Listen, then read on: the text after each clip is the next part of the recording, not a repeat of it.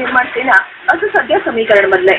पण हे समीकरण किती काळ अस्तित्वात राहील हा मात्र प्रश्नच आहे। राजकारण म्हटलं की सोयीनुसार बदल आणि तडजोड होतच असते, त्याचाच अनुभव आता येतोय।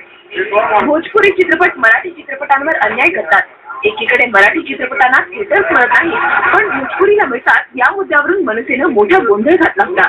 हे मराठी माणूस विसरलेला नाही, पण नेत्यांना कदाचित त्याचा विसर पडलाय। म्हणूनच की काय मनसेचे उपाध्यक्ष वार्गीस सारस्वत यांनी चक्क भोजपुरी चित्रपट तन तुलसी मन गंगाच्या मुहूर्ताला हजेरी लावली। सुरुवातीला वाटलं या चित्रपटाचा निर्माता दिग्दर्शक नाही तर कलाकार तरी मराठी असणार, म्हणून मनसेचा शिरकाव असेल। पण छे, यातलं काही एक नव्हतं। तेव्हा मनसेची नक्की भूमिका काय आहे असं विचारलं असता त्यांचं उत्तर असं होतं। आता मी भोजपुरी फिल्मच्या मुहूर्तातच आलो आहे, माझ्या हाताने नारियल वाहून गेला आहे। प्रश्नच नाही आहे, मी आलो आहे ते, आणि याच्या आधीही मी आलो आहे। आमचे बरेच लोक येत आहेत।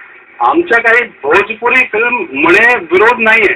मी आधीच सांगितलं आहे की प्रवृत्तीला आमचा विरोध आहे, जो महाराष्ट्राविरोधी वृत्ती आहे त्याला आम्ही नक्की विरोध करत राहणार। मनसेची भूमिका म्हणून ज्यांनी मराठीसाठी लाट्याकाट्या खाल्ल्या, तडीपारी फोडल्या, तर यासाठीच काय असा प्रश्न कार्यकर्ते उपस्थित करतील। पण ठीक आहे, राजकारणात सुरुवातीला जम बसवण्यासाठी भावनिक मुद्देही लागतातच आणि नंतर ते सोयीस्करपणे बाजूलाही केले जातात।